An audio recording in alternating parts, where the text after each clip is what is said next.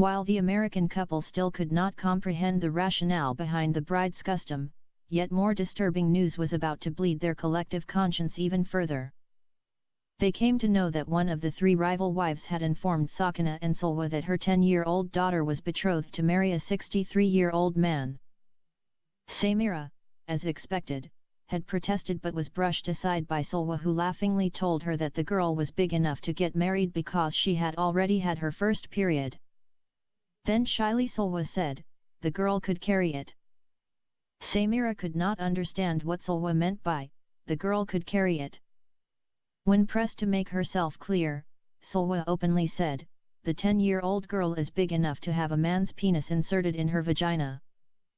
Samira did not like the response, adding that the age of marriage should not be decided by the physical development of the girl, but rather her mental and emotional maturity.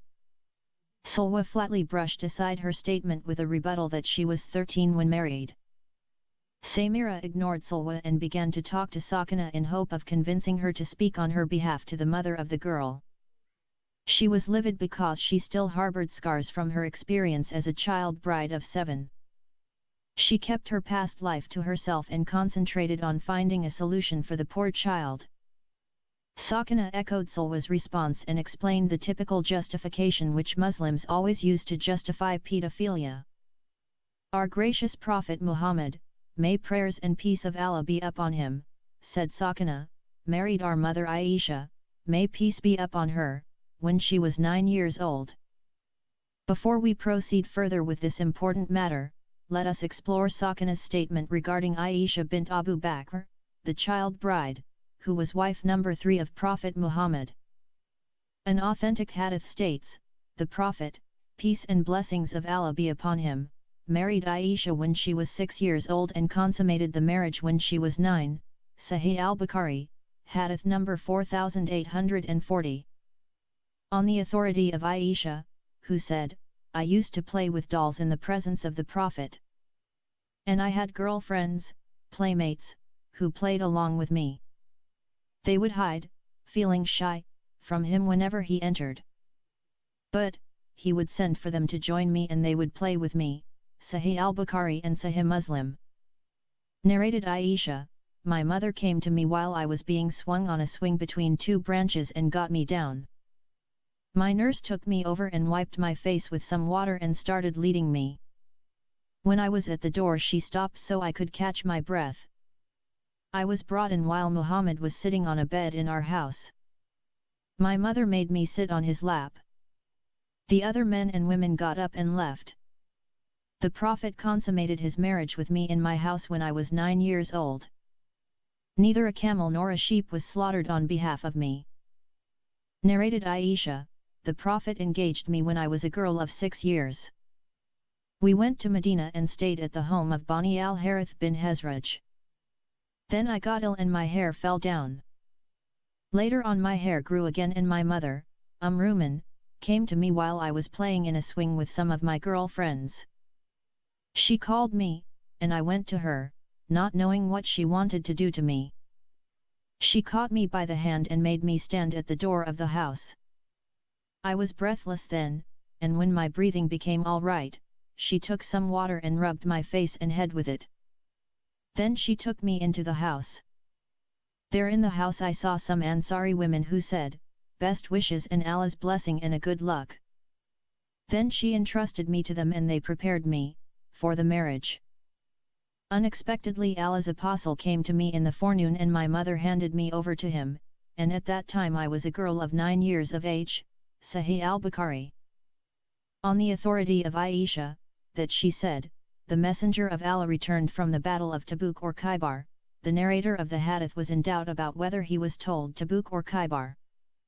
There was a curtain covering her sahwa, chamber or small room in front of the house. The wind blew aside of the curtain and uncovered Aisha's dolls. He said, what is this, O Aisha? She said, my dolls. Then he saw amongst them a horse with 2 wings from scraps of cloth. He said, what is this which I see amongst them, amongst the dolls? She said, a horse. He asked, what is upon it? She said, 2 wings? He asked, in astonishment, a horse with 2 wings? She said, didn't you hear that Solomon, had horses with wings? She said, then he laughed until I saw his molar teeth. Abu Dawood, Al-Nasa'i as Sunan al-Kubrat, Albani says the chain of narrators of Al-Nasa'i is authentic, or sahih. As for the chain of narrators of Abu Dawood, Albani has also declared it to be authentic, sahih.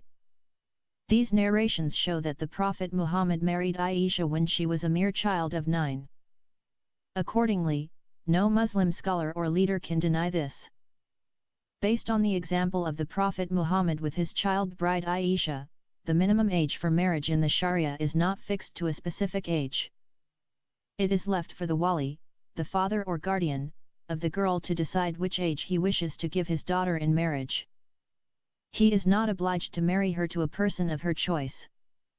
He is the one who has the right to marry her to any man no matter what is his age, with or without her consent. In actual fact, a girl does not sign on her marriage contract. Her father or guardian and the bridegroom do. In Surah 65, verse 4, the Quran allows the father to give his daughter in marriage before she reaches the age of puberty. The above-mentioned narrations reveal that the Prophet Muhammad married Aisha when she was 6, and had sexual intercourse with her while she was of prepubescent at the age of 9, lunar years. Aisha remained having an issue of blood for many years. It is obvious that Muhammad had destroyed her underdeveloped vagina when he raped her at the age of 9. For that reason, Aisha always hated the Prophet Muhammad, and whenever she got chance she exposed his evils. She mentioned in her narration about him that Muhammad used to defile the holy month of Ramadan, the month of fasting for Muslims, by kissing her on her lips and sucking her tongue while he was fasting during the day. She also reported him as approaching her during her menses, which is not allowed in Islam. He was also described as laying his head on her lap while she was menstruating and read the Quran. He used to allow her sleep in front of him on his prayer mat while performing his prayers. When he wanted to prostrate, he used to pinch her thigh so she could vacate the space for him to touch the mat with his forehead. Aisha doubted Muhammad's claim of being the true prophet or messenger of God and accused him of murdering men and taking their daughters and wives for sex. The Prophet Muhammad married Malika bint Kab, who was known for her resplendent, magnificent beauty. Aisha entered to her and said, "Are you not ashamed of marrying the killer of your father?" So Malika took refuge with Allah from the Prophet, and he divorced her. Tabaqat ibn Sa'd, Book 8, page 141. Aisha also noticed that whenever Muhammad wanted to sleep with a woman, he would conveniently claim that Allah had just revealed a verse in the Quran to support his action. In that regard, Aisha sarcastically remarked, "It seems to me that your Lord hastens to satisfy your whims." Sahih Muslim Volume 2, pages 748 to 749. Aisha made that doubting remark when the Prophet Muhammad was caught by his wife Hafsa in the very act of committing adultery with his maidservant Maria the Copt. She was an Egyptian Christian. Samira just could not leave it at that, despite the protestations of the two widows in support of child marriage. She went to talk directly to the mother of the girl. The mother was wife number 1. She simply explained to Samira that she had no hand in that decision. It was her husband who had decided to give his daughter in marriage to the old man. Samira thought of approaching the father instead, but she was admonished and restrained by Salwa. Salwa explained that there was a long and very complicated story behind the marriage proposal. Salwa was hesitant to reveal the secret, but Samira begged her to narrate it to her.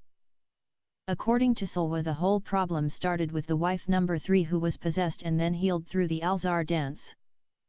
Before we follow the narration of Salwa, let us mention the names of those 3 rival wives and the betrothed daughter. The primary wife was called Khadija and her 10-year-old daughter was known as Ruqayya. The third wife, the possessed wife, was called Nadia and second wife was Hafsa. The husband was called Hajj Osman Baraka. Every man who completed the obligatory Hajj rituals is entitled to the prefix Hajj to his name. Likewise, every woman visiting Mecca and Medina for the same ritual is given the honorific Hajjah. There are yet another 20-odd children in that large family of Hajj Barakah, but we do not need to know their names. Salwa related to her friend, Samira, that Nadia was not innocent as she thought. She was like Ajoba who destroyed Soba. Samira said she was interested to know about the story of Ajoba and Soba. She had heard the phrase mentioned 100 times since she came to Sudan. According to Salwa, Ajoba was a legendary woman who used the beauties of her 3 daughters to tempt men. Her husband was an ear. The man who was completely dominated and controlled by his wife was called an ear husband. So Ajoba was like Queen Jezebel who controlled and ruled her husband King Ahab. Ajoba's daughters were the most beautiful girls in the kingdom of Soba. Soba today is a city in ruins like the city of Tadmor in the deserts of Syria. According to the Islamic mythology, Tadmor was built by the jinn, devils, wild beasts, and giants of King Solomon's army. In Islam, King Solomon used to have an army of demons, wild beasts, giants, and all kinds of birds. People smoking weed, dope cannot come up with a wilder stories than that told by the author of the Quran. Whether the city was built by Solomon or not is not the issue. Tadmor today is also left in ruins in an oasis in the desert of Syria. Tadmor is the Arabic term for Palmyra and is also the name of one of the world's most notorious prison. It is also famous for its Roman-era colonnades, temples, and artifacts. In May 2015, the Islamic State of Iraq and Levant, also known as ISIS, captured the entire city of Palmyra after rendering crashing defeat to the Syrian army. First, ISIS fighters focused their destructive efforts on Tadmor prison. After destroying the infamous prison and freeing all its inmates, the militants began to dismantle and destroy the Palmyra's magnificent 2,000-year-old colonnaded streets, temple, theater, and artifacts.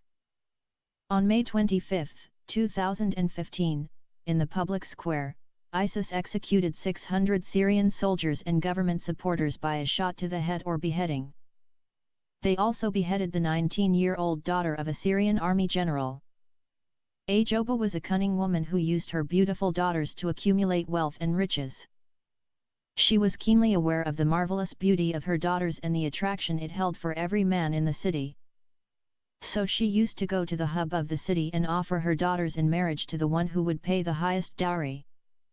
She would make a deal with one rich man and take half of the dowry in advance and tell him to come on such and such a date to pick up and marry the daughter of his choice.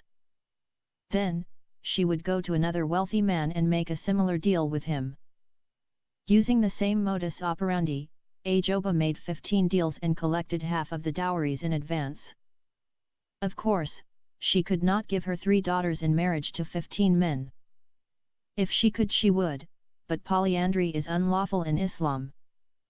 Only polygamy and adultery with female captives of war or female slaves are allowed in the Quran, Surah 4, verse 3. After that, Ajoba returned to the first man and told him in tears that her stupid husband had made promises with 3 rich men and all 3 were coming in such and such a day to marry her 3 daughters. Then, she pretended to be angered and disturbed by the sad news and needed him to rescue at least one of her daughters and marry her. Naturally, the man would want to know how he could prevent the rich and influential suitors from Soba city. Ajoba would respond to that inquiry by passing her finger across her neck indicating that he had to kill one of them. She would even go as far as to explain how to kill the suitor without being implicated. She would hint that she was acquainted to a few hired killers who would conveniently do the dirty deed on his behalf, but he would have to pay them. The wicked woman went to all the 15 men and told them exactly the same story, and would collect the assassination fees from them. When the hired killers began to slay the hapless rich men, the murders would lead to tribal feuds. Every time an influential tribal chieftain got killed, his tribe would accuse members of another tribe and attack them. This resulted in civil wars in the small kingdom of Soba. While that civil unrest was going on, Ajoba traveled to another kingdom and offered one of her daughters to the king of that place. She told the king that the king of Soba wanted to take one of her daughters by force and she needed him to save her from that tyrant king. Then, she promised that king to give him one of her daughters if he saved her from the king of Soba and if he grant her such and such a dowry. The greedy woman, Ajoba, would not be satisfied by the huge amount of wealth she had accumulated. She would return to the king of Soba and tell him that such and such king was planning to attack him because he wanted to take by force one of her daughters. Likewise, she would strike a deal of marriage with the king of her city. In that way, cunning Ajoba was the catalyst and key agent responsible for the destruction of Soba and the deaths of thousands of men. The people of Soba found out that Ajoba was the cause of all the wars and destruction. They immersed her 3 daughters in a well and stoned them to death until they filled the well to the brim with stones. As for Ajoba, they tied her legs up between 2 camels and split her body in half. They came to know of this inhumane and cruel punishment in the Islamic tradition, while learning the biography of their prophet Muhammad. An old woman, Gurfa, was killed for being critical of the alleged prophet of Allah. The prophet instructed her legs be tied to 2 camels and her body torn into half. Gurfa was over 100 years old when she was sentenced to a violent and gruesome death. Muslims turned the world upside down when the Crown Prince Mohammed bin Salman of Saudi Arabia ordered the killing of Khashoggi for criticizing the royal family. Nevertheless, no Muslim would dare to object or denounce what his prophet Muhammad had done to the old woman Gurfa for criticizing him. Why the double standard? As a matter of fact, the alleged prophet of God ordered the assassination of people who dared to criticize him, such as Uqba bin Abu Mu'at, Kab bin al-Ashraf, Asma bint Marwan, Gurfa, al-Harith ibn Taladal, Fartana and Koreba, etc. In keeping with tradition, the furious and extremely incensed men of Soba killed Ajoba in the same manner the old woman Gurfa was cruelly killed. The story of Ajoba was not a true story. Ajoba was a